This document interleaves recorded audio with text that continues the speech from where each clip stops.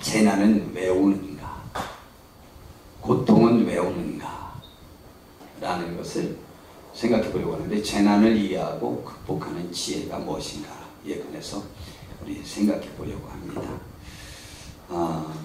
그 부분에 성경 전체에서 재난과 고통을 이해하는 데 있어서 가장 확실한 말씀이 저는 전도서에 있는 오늘 본문의 말씀이라고 생각합니다. 하나님께서 행하시는 일을 보라. 하나님께서 굳게 하신 것을 누가 능히 굳게 하겠느냐. 굳이 말하면 하나님께서 막으신 길을 누가 열 수 있겠느냐 라는 말입니다.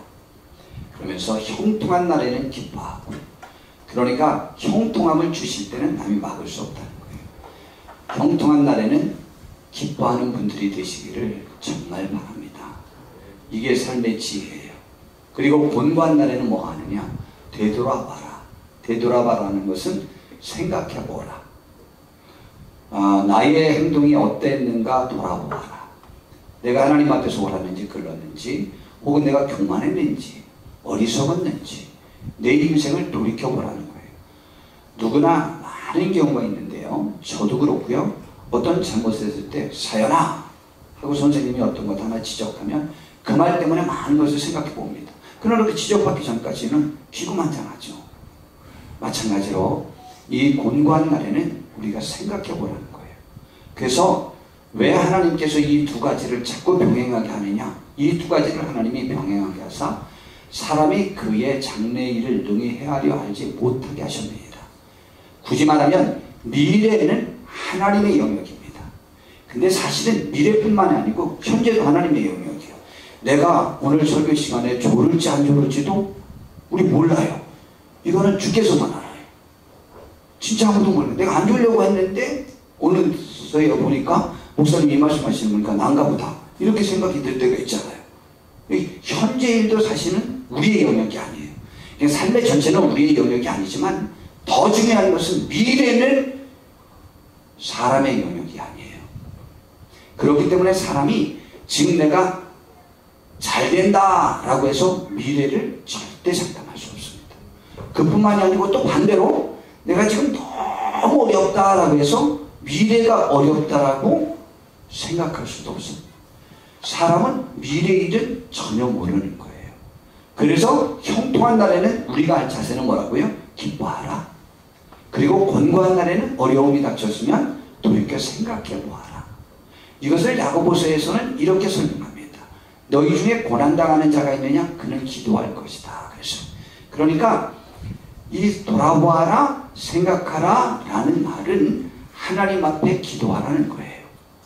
그리고 또한 즐거워하는 자가 있느냐? 그는 찬송할지니라. 제가 요즘 이제 자주 말하는데, 우리 교회의 최고의 약점은 감사할 줄을 몰라요. 굳이 말하면 헌금으로 치면, 아마 우리나라 전국의 비율로 치면 우리 교회가 감사헌금의 비율이 가장 적을 것이라고 저는 생각해요. 이건 좀 좋지 않은 현상인데, 현재 우리의 것들에 관해서 감사할 수 있어야 돼요. 오늘 예배함을 감사하시고, 오늘 건강 주심을 감사하시고, 또 취업하면 취업한 것 감사하시고, 사업이 잘 되면 잘 됨을 감사하시고, 또 취업에서 이렇게 잘리는 걸 뭐라고 그러죠? 실직하면, 한 명 실직하면 어떡할 거예요? 실직 감사하고, 실직해서 감사하고, 사업이 망해도 감사하고, 뭐든지 다 감사한 거예요. 이게 진심으로 제가 말씀드리는 거예요. 우리의 삶 속에서 감사함이 넘쳐야 돼요. 저는 신명기 28장이 축복과 저주가 나와 있는 장이거든요. 그 중에 저주를 말씀하신 것 중에 특별히 저는 47절 말씀을 항상 기억하고 있습니다. 저희 교회에서 이 신명기 28장 47절로 정말 많이, 제가 교회를 창립하자마자 많이 설교를 했어요. 내가 모든 것이 풍족하여도 기쁨과 즐거운 마음으로 내 하나님 여호와를 섬기지 아니함으로 말미암아 저주가 임한다는 거죠. 여러분, 우리가 지금 어떠한 상태입니까? 현재 있는 상태에서 하나님 앞에 감사하는 분들이 되길 바랍니다. 하나님께서는 이 두 가지를 병행하게 하신 거예요.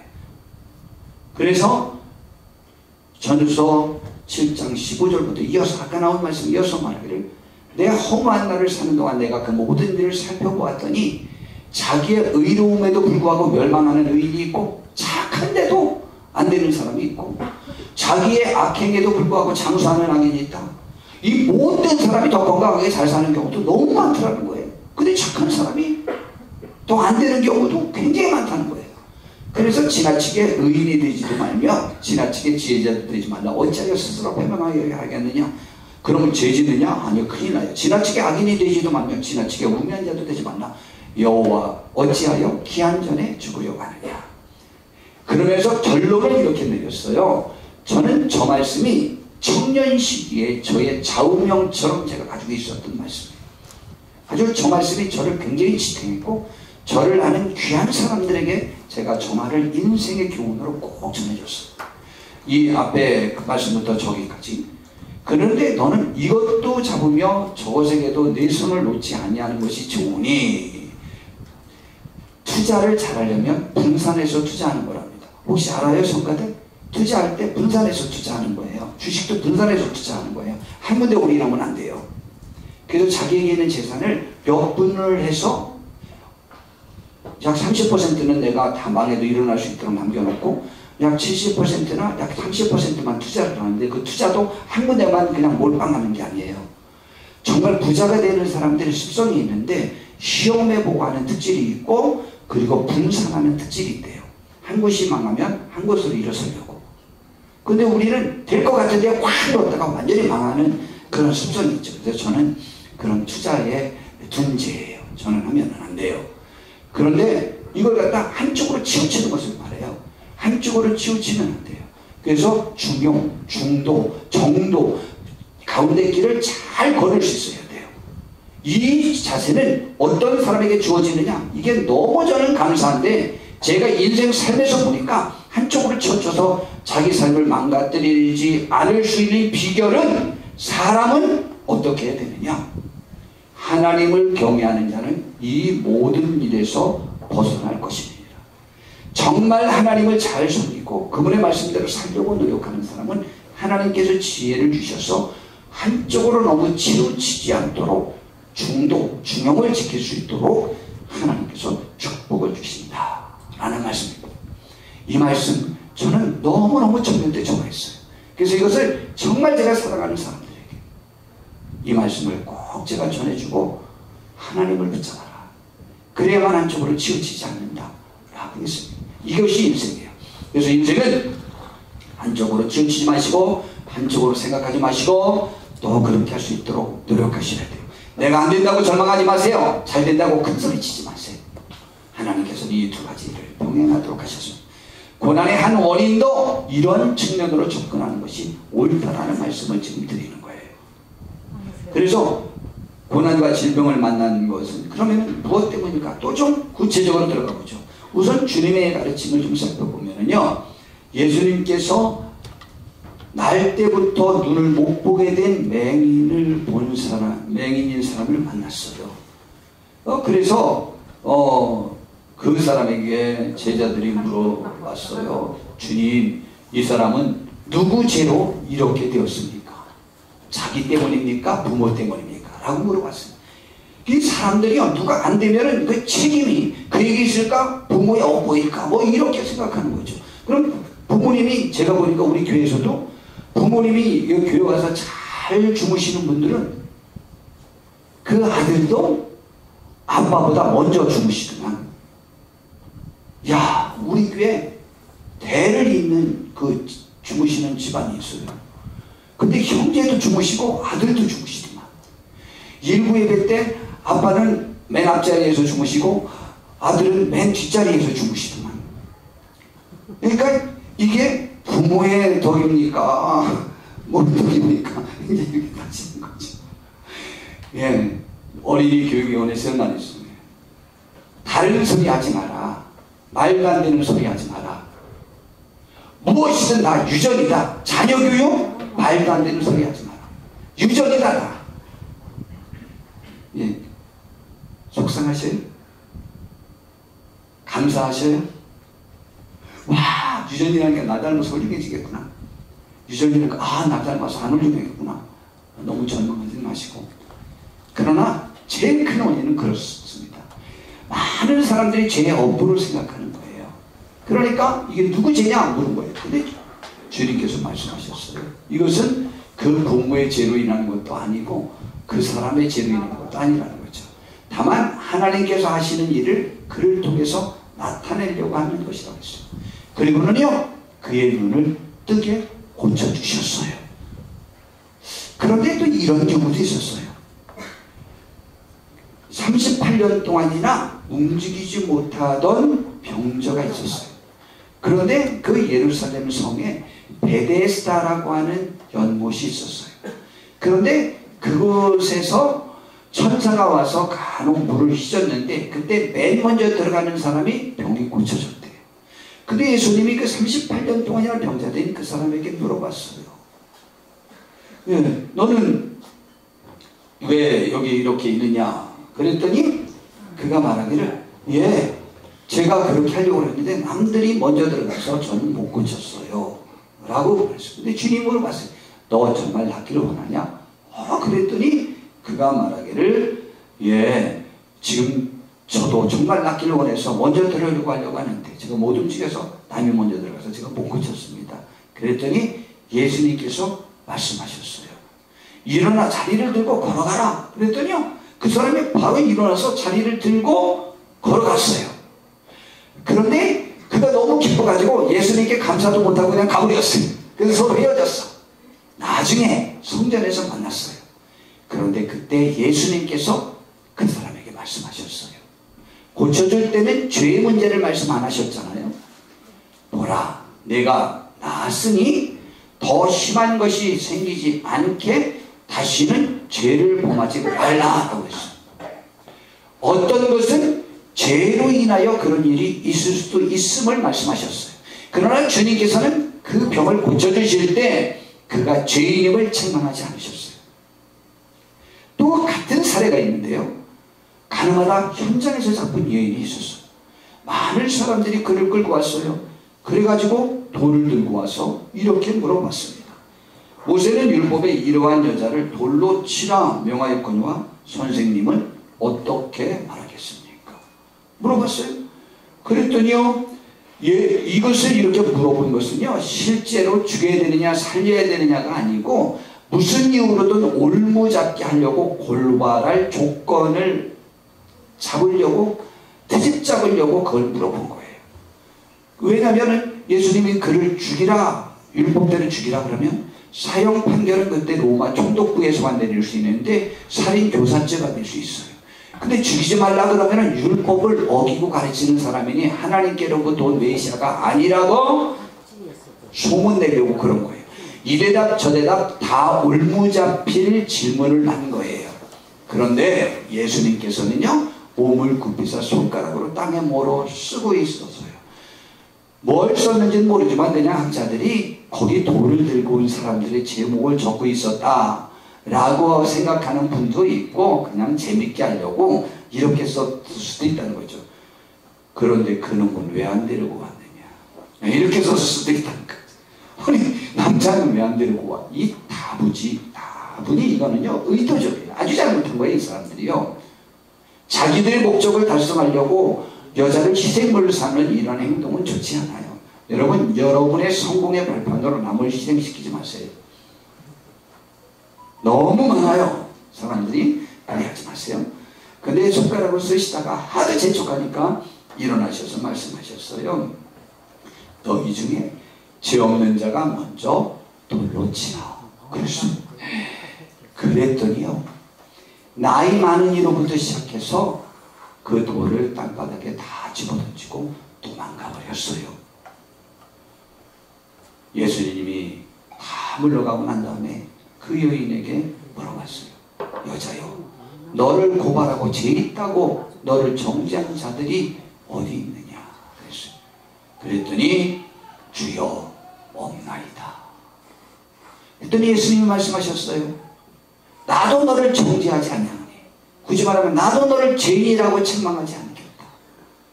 근데 그 다음 말씀은요, 가서 다시는 죄를 범하지 말라 그랬어요. 그러면 현재 가능한 일이 죄라는 거예요? 죄가 아니라는 거예요? 죄는 죄인데 내가 너를 죄인이라고 지금 책망하지 않겠다 라는 거예요. 주님은 그런 분이에요. 우리가 죄인 거 다 아시는데 우리가 주님께 나가시면 죄를 책망하지 아니하시고 죄인이 죽게 나온 우리를 내가 너를 위하여 죽어주었으니 네 죄는 깨끗해졌다라고 말씀하시는 거예요. 우리는 다시 가서 죄를 짓지 말아야 되는데 이전보다 더 큰 죄를 저는 자주 져요. 그것이 제가 마음이 아파요. 그럼 우리는 죄 짓지 않도록 노력을 해봅시다. 성경에 죄에 관한 아주 좋은 교훈을 주는 포괄적인 교훈, 제가 오늘 말씀드리고자 하는 내용을 잘 포함하고 있는 사건이 있어요. 바로 욥의 사건이에요. 욥은요, 그 당시에 그가 아는 사람들 중에 제일 부자였어요. 그리고요, 하나님이 아주 계속 인정했는데 하나님을 그가 아는 사람 중에는 제일 잘 섬겼던 사람이에요. 또요, 굉장히 부러운 게 있는데 그는 7남 3녀의 자녀를 낳았어요. 그리고 그 자녀들도 그 아버지 욥을 따라서 하나님을 잘 섬겼어요. 그런데 여하튼 사탄의 시샘으로 인해서 그 욥이요, 하루에 7남 3녀가 모두 죽고 전 세계에서 제일 부자였던 그 재산을 모두 잃고, 그리고 그 다음에는 자기는 이제 하루에는 그렇게 됐고 그 다음 날인지 며칠 후인지는 모르겠지만 그 다음 날에 머리끝부터 발끝까지 악창이 났어요. 가려운 병, 진물 나는 병. 그래서 그가 재에 앉아가지고 항아리 조각으로 자기 몸을 긁고 있었어요. 너무 가려워서. 이 비참한 모습을 보고 그의 친구들이 위로하러 찾아왔어요. 약 한 달여쯤 후에. 그리고 일주일 동안은 서로 말도 못하고 서로 바라보고 울기만 했어요. 어떤 말로 위로할 상황이 아니었어요.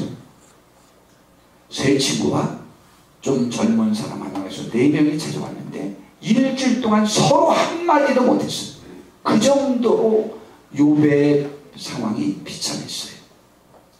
그랬는데 욥이 자기 생일을 저주하고 속상하다고 말하니까 그 친구가 욥의 말을 듣고는 위로한답시고 한 말이에요.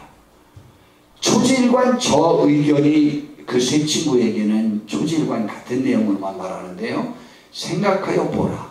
죄 없이 망한 자가 누구인가? 정직한 자의 끊어짐이 어디 있는가? 이 말은 뭐예요?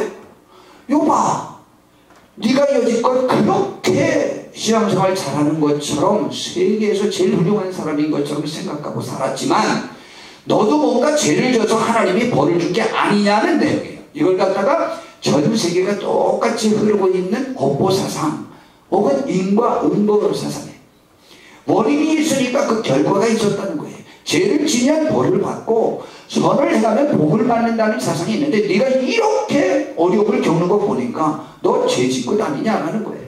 이것이 그들이 끊임없이 주장하는 말이에요.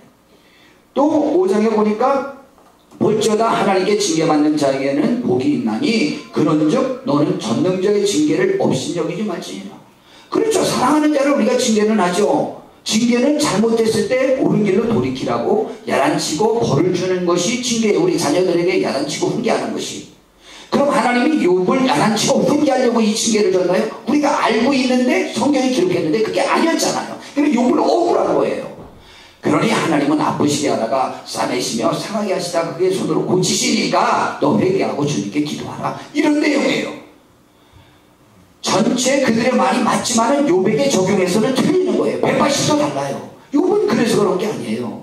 하나님께서 너무 자랑하고 이 세상에서 모든 걸 이뤄도 하나님을 안 떠날 것을 사탄과 세계 앞에 증명해 보이고 싶었던 거예요. 그러니 다른 거죠. 그리고 또 말했습니다. 15장에 보니까 사람이 어찌 깨끗하겠느냐, 여인에게서 난 자가 어찌 의롭겠느냐, 하나님은 거룩한 자들을 믿지 아니하시나니 하늘이라도 그가 보시기에 부정하거든 하물며 악을 저지르는 물마심 같지 않은 가증하고 부패한 사람을 하나님이 용납하시겠느냐는 거예요. 아니 욥이 언제 그런 죄를 졌냐고요. 하나님도 그런 죄를 짓지 않았다고 인정했고 욥도 알고 있어요. 그게 욥이 억울한 거예요. 억울했었는데요. 나중에 하나님이 나타나셔서 욥에게도 야단을 치셨어요. 네가 꼭 다 죄가 아주 없는 것은 아니다. 네가 뭘 그렇게 다 한다고 이렇게 금소리 치냐. 이렇게는 야단을 치셨어요. 그러나 그 세 친구에게는 하나님이 말씀하셨어요. 여호와께서 욥에게 이 말씀을 하신 후에 여호와께서 대만 사람 엘리바스에게 이르기를 내가 너와 네 두 친구에게 놓아노니 이는 너희가 나를 가리켜 말한 것이 내 종 욥의 말같이 옳지 못함이니라. 너희들은 옳지 못했다. 그런즉 너희는 수소 7곳과 수장 7을 가지고 내 종 욥에게 가서 너희를 위해 번제를 드리라. 너희가 욥에게 가서 너희들을 용서해달라고 하나님 앞에 번제를 드리지 않으면 안 된다. 욥 앞에 가서 해라.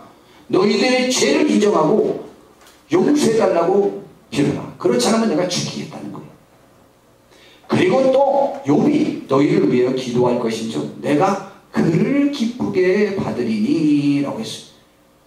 정말 이상하죠. 욥이 그 친구들에게 복을 내려달라고 벌을 주지 말아달라고 하나님 앞에 범죄하고 나를 이렇게 억울한 거 하는 것 때문에 벌을 내리지 말고 용서해달라고 그들을 축복하면 하나님이 누구를 기쁘게 받아요? 욥을 기쁘게 받는다는 거예요. 욥을 너희가 우매한 만큼 너희에게 갚지 아니하리라. 욥이 너희를 위해서 기도해주면 그 기도를 기쁘게 받아서 너희들에게 용서해 주겠다. 이는 너희가 나를 가리켜 말한 것이 내 종 욥의 말같이 옳지 못함이라. 그래서 이어서 또 말씀하십니다. 이에 대만 사람 엘리바스와 수아 사람 빌닷과 나아만 사람 수발에 가서 여호와께서 자기들에게 명령하신 대로 행하니라. 여호와께서 누구를 기쁘게 받으셨어요? 욥을 기쁘게 받으셨어요. 그래가지고 그 다음에 복을 줬는데 재산은 이전보다 2배가 더 형성이 되었고 자녀는 그대로 줬어요. 7남 3녀. 근데 딸들은 어땠다고요? 전 세계에서 다 예쁜데 그전 딸들은 딸 이름이 없는데 지금 그 다음 난 딸들은 너무 소문나게 예뻐가지고 이름이 다 기록이 돼 있어요.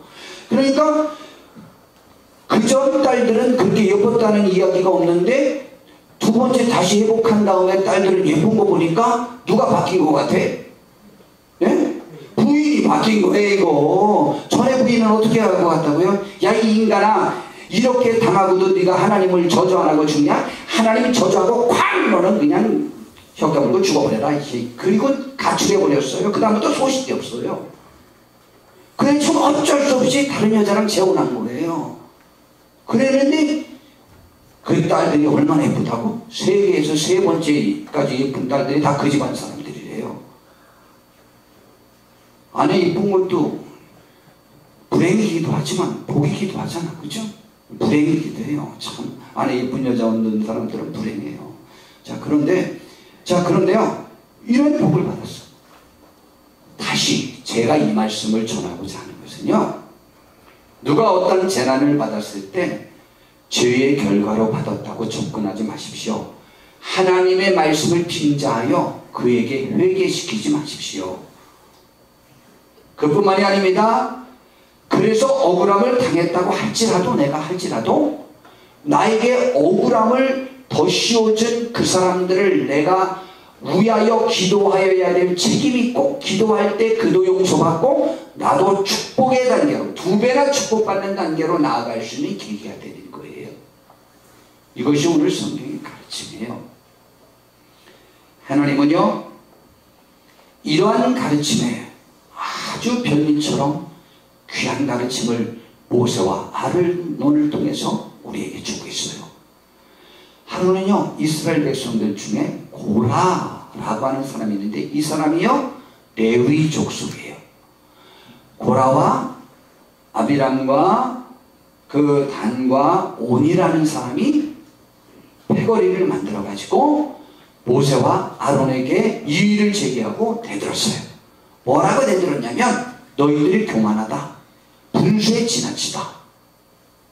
너희들이 어째 우리도 똑같이 하나님의 영을 받은 사람들인데 모세요, 너는 왜 당신 흉에게만 제사장의 직분을 맡기고 그리고 그 아들들만 이후로 제사장을 되게 만드느냐? 우리도 같은 레위이고 하나님께로부터 너랑 똑같이 뭐 하나님의 영을 받아줘. 우리도 예언할 줄 안다. 그렇게 못해들었어요.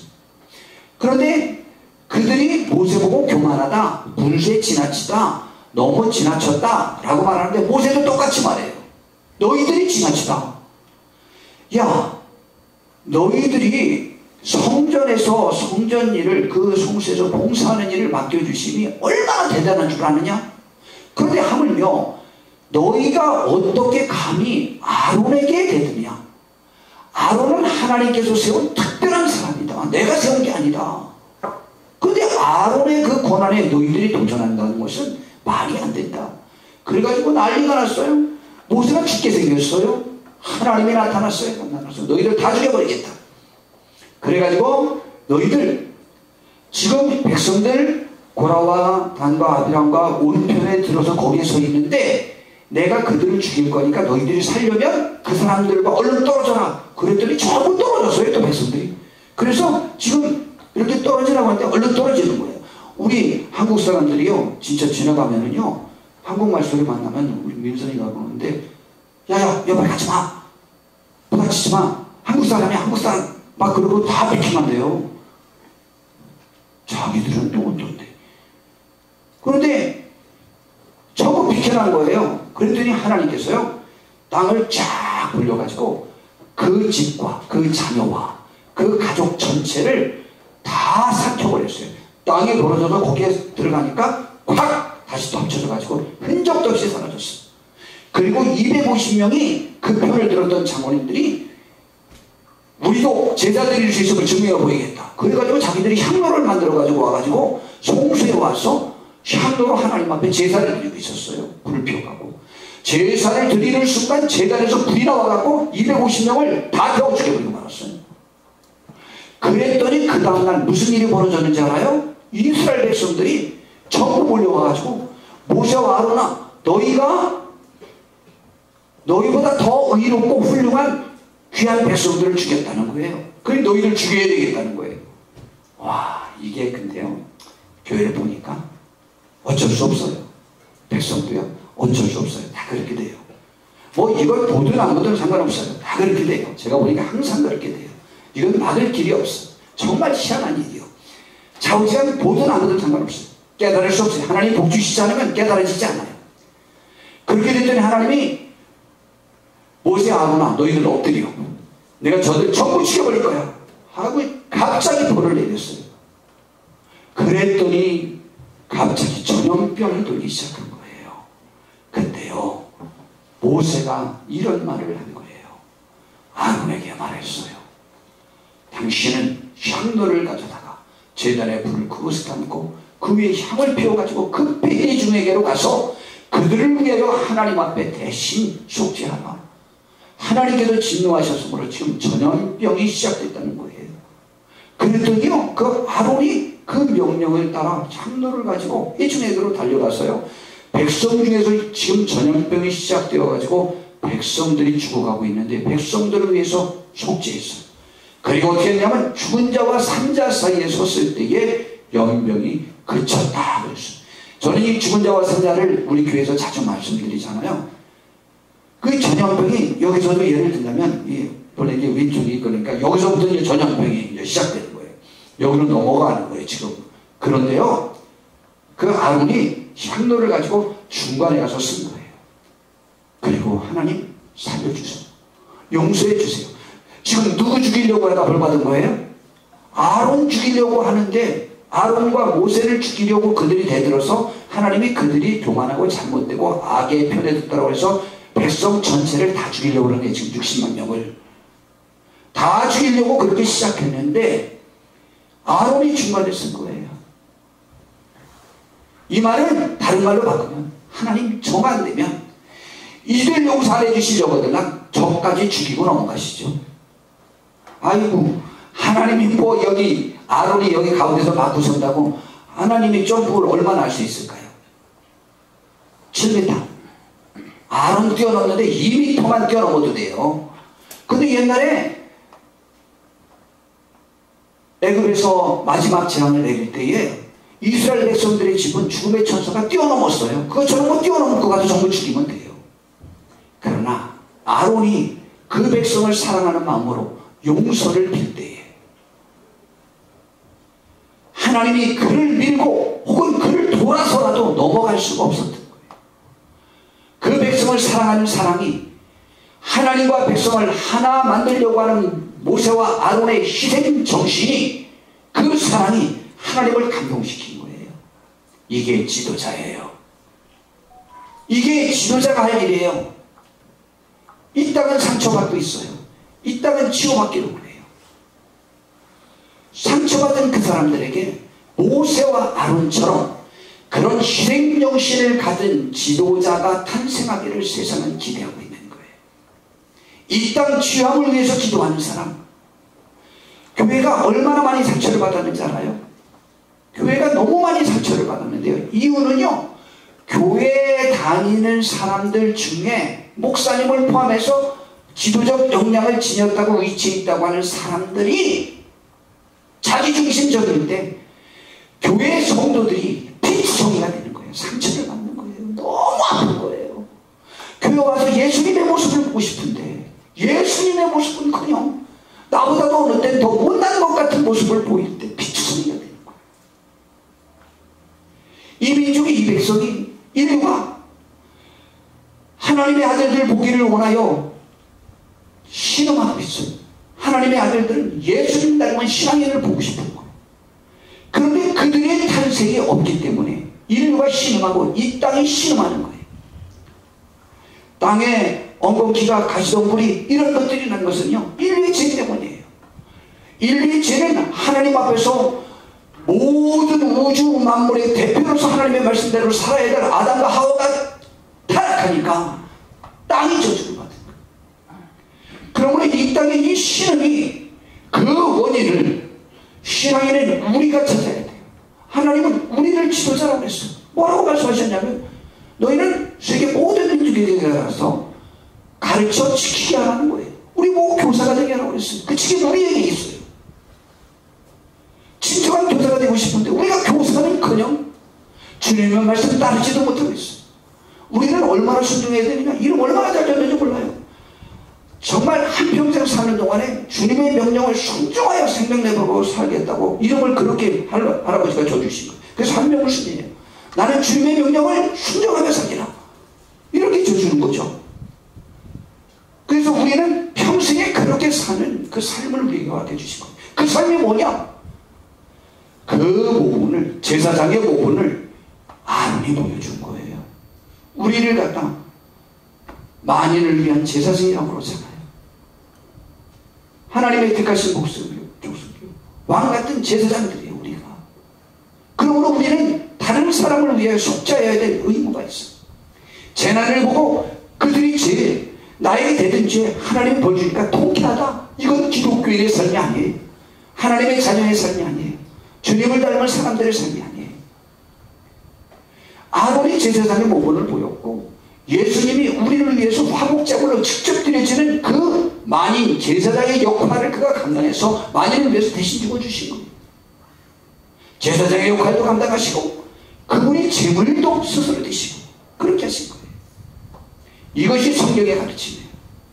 그런데 그때 그 전염병으로 죽은 사람이 몇 명이나 됐느냐면요, 14,700명이 죽었어요. 여러분, 세계 전염병으로 가장 많이 죽은 병이 무엇인지 우리 들어보시긴 하셨죠? 페스트 혹은 흑사병이라는 거 들어보셨죠? 예, 그것이 폐렴증성, 폐혈증 뭐 이런 그런 병을 일으키는 질병인데요. 그 쥐나 뭐 이런 것으로부터 이렇게 옮겨졌대요.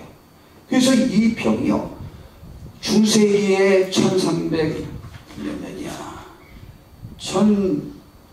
1347년에 유럽에서 그것이 발생해서 아주 여러 차례 발생을 했는데 그때 유럽 인구의 3분의 1이었던 2,500만 명이 죽었어요. 그 병으로. 3분의 1이 죽었다면 한번 생각해 보세요. 이야, 지금 그 대구가 유형 도시가 되었잖아요. 그분들이 지금 공포에 사로잡혀 있을 거예요. 우한이 비참해졌잖아요. 그들이 얼마나 두려울까? 거기에 있는 것이 얼마나 두려울까? 야, 이번에 인터넷에 봤더니요, 그 뉴스에 봤더니 그 뭐 이번 이 폐렴의 뭐 흔적 뭐 간호사도 뭐 하면서 그 간호사가 그 일을 하고 이걸 마스크를 벗었는데 여기가 이번에 코로나의 상징처럼 마스크 자국이 쫙 이렇게 된 간호사 얼굴을 사진을 찍어놓은 거예요.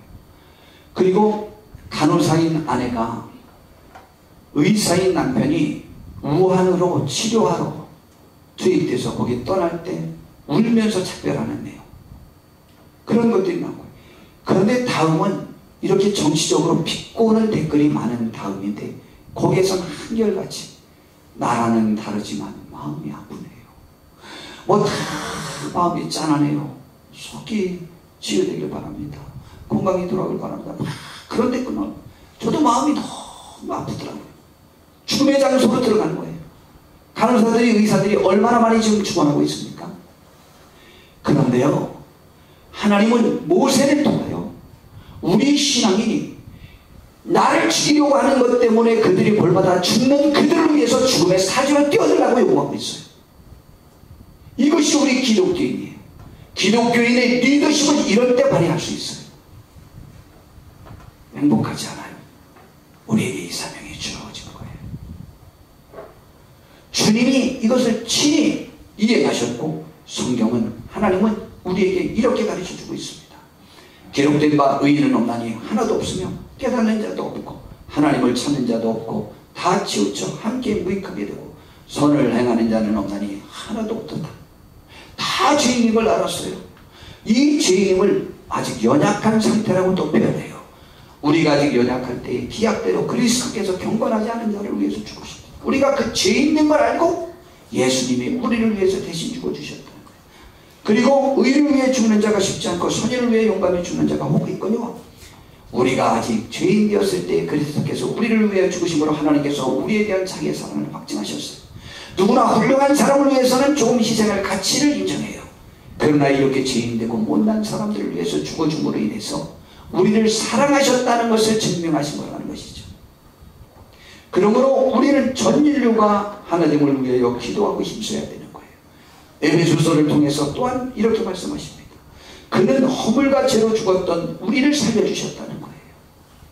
그런데 또 십자가로 이 둘을 한 몸으로 하나님과 화목하게 하려 하십니다. 이 둘은요, 이방인과 유대인이요.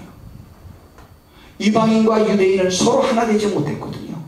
근데 그들이 하나 되어서 함께 하나님과 화목하게 되는 것을 원하셔서 그 원수된 것을 하나님이 예수님을 대신 죽게 하심으로 인해서 그 십자가로 소멸되게 하신 거예요.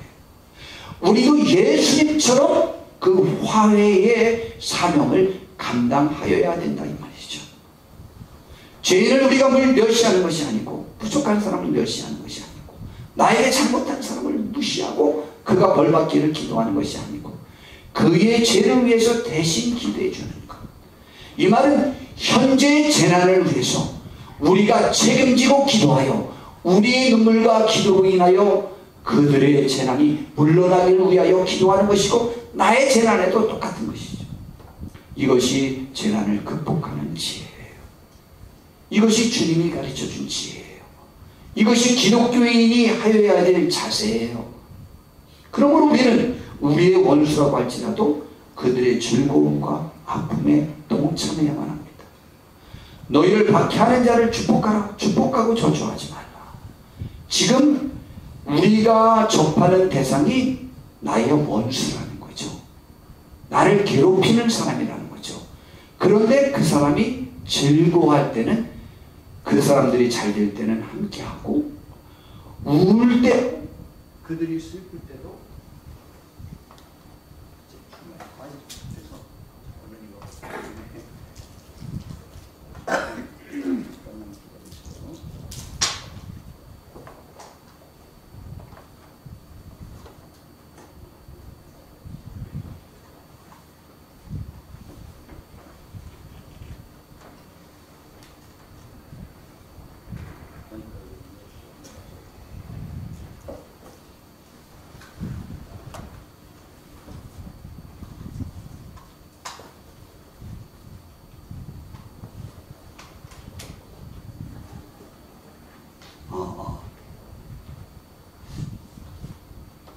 원수가 잘 됐을 때 즐거워해 주라는 거예요.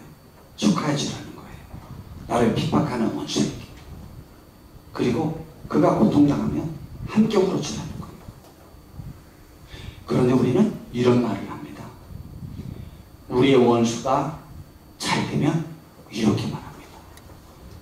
세상에 어째 그런 일이, 어떻게 그 인간이 잘 될 수 있느냐는 거예요. 그리고요, 그가 뭔가 안 되면은 내가 그럴 줄 알았대요. 여러분, 이 말이 얼마나 무서운 말인지 알아요?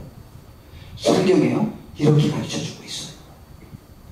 뭐라고 말해주냐면, 어떤 사람이 죄를 졌을 때 내가 그 죄에 대해서 훈계하고 충고하지 않아갖고 그가 그의 죄 중에 죽게 되면 그는 그의 죄 중에 죽지만 그 죄에 대한 대가 벌받은 그 결과를 너에게서 책임을 묻겠다 라고 얘기했어요. 여러분, 내가 그럴 줄 알았어요? 남이 그렇게 벌받을 줄 알았어요? 그래서 지금 벌받아서 그렇게 기분이 좋아요? 그러면은요, 남이 벌받을 줄 아는 것을 내가 벌받기를 원해서 방치했다는 얘기니 하나님께서 그 책임을 우리에게 묻겠다는 말씀이에요. 우리는 우리의 말을 함부로 하셔서는 안 돼요. 그래서 우리는 이렇게 하셔야 돼요. 남이 잘 되면 내가 그럴 줄 알았어 하면서 그를 축하해 주고요, 시샘하지 마세요. 남이 안 되면 어떻게 이런 일이 벌어졌나 하면서 아파하시고 이건 내 책임이라는 책임의식을 느끼는 사람이 주님의 사람이에요. 기독교인의 자세예요. 우리가 지금 처해야 될 자세예요. 중국에게나 어쩌면 신천지에게나 누구에게나 마찬가지. 중국도 1800년대에 페스트가 돌아가지고 전세로 돌아가지고 약 1000만 명이 죽었어요. 근데 지금 인류의 가장 큰 재앙은 페스트가 아니래요. 더 큰 재앙은 메뚜기 떼의 재앙이 더 클 수 있다는 거예요. 근데 지금 메뚜기가 지금 아프리카 지역에 지금 창궐하고 있어요. 만약 이 상태로서 지금 이상기온이 있고 있는데 온도가 높아지고 만약 비가 많이 온다면 금방 몇 개월 사이로 막 5,000배 이상 그 메뚜기 떼가 늘어날 수 있는데 그렇게 늘어나면 중국은 초토화 될 거라는 거예요. 지금 그것이 이제 중국으로 점점 올라가고 있는데 중국은 만약 그게 일어나면 이 코로나는 아무것도 아니라는 거예요. 우리는 하나님 앞에 기도하여야 됩니다. 인류의 구원을 위해서 기도하시고 우리 자신을 돌아보는 계기로 삼으셔야만 하는 거예요. 그래서 주님은 이런 것들을 이렇게 적용하고 있는 거예요. 주님께서 마태복음에 나는 너희에게 이르노니 악한 자를 대적하지 말라. 누구든지 내 오른편 병을 치거든 왼편도 돌려대며 또 너를 고발하여 속옷을 가지고 자는 자에게 겉옷까지도 가지게 하며 또 누구든지 너로 억지로 오리를 가게 하거든 그 사람과 심리를 동행하고 나는 너희에게 이르노니 너희 원수를 사랑하며 너희를 박해하는 자를 위해서 기도하라. 너희가 너희를 사랑하는 자를 사랑하면 무슨 상이 있겠느냐? 세례도 이같이 아니하느냐? 또 너희가 너희 형제에게만 근원하면 남보다 더하는 것이 무엇이시냐? 이방인들도 이같이 아니하느냐? 그러므로 하늘에 계신 너희 아버지의 온전하신 것 같이 너희도 온전하라. 내가 그것을 바란다. 내가 너희에게 이렇게 했다. 그런 것처럼 너희들도 이렇게 살아가길 바란다. 재난의 시기에, 고난의 시기에, 고통의 시기에 우리가 남의 사랑하는 이웃이 되어주기를 하나님은 기대하고 있는 거예요. 아론이 자기를 죽이려고 하는 백성들을 하나님이 벌 주느냐고 죽이시는데 그 백성들의 잘못을 대신해서 아론이 하나님 앞에 빌어줬어요. 인류를 위하여 예수님이 그 죄짐을 대신 지시고 하나님 앞에 탄식하며 기도하시고 자기 삶을 바쳐서 자기 생명을 바쳐서 우리를 속죄하셨어요.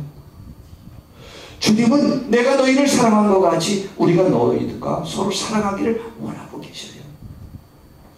우리들의 삶에서 우리와 관계된 사람들이, 이웃이, 도시가, 국가가 위기에 놓였을 때 우리는 이 자세로 그들을 위해서 대신 속죄한다는 말도 어처구니 없는 어떤 의미지만은 뭐 내가 잘난 것처럼 될 수 있지만 대신이라는 말보다는 그 책임이 나에게 있는 것처럼 책임의식을 가지고 기도하셔야 돼요. 욥도 그렇게 했어요. 하나님이 그에게 복을 주시, 우리에게 복을 주시기 위한 방편이에요. 오늘 주님 앞에 모인 우리 성도님들이 주님이 우리에게 요구하시는 재난을 보는 관점과 어려움을 당한 사람들에게 우리가 어떻게 하여야 되는지에 관한 이 귀한 말씀을 아멘으로 받아들이고 이 삶을 살아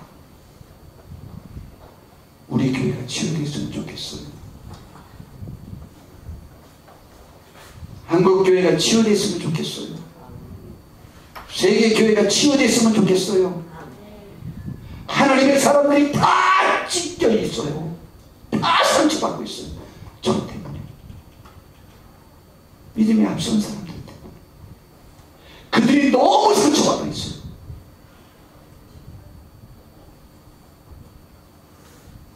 이 땅이 상처받아 있어요. 세계 인류가 상처받아 있어요. 그들이 교회에 다닌다면서 하나님 말씀대로 살지 않는 것들이라는 그들이 상처받고 있어요. 성도를 치유하고 이 땅 치유할 책임이 우리에게 있어.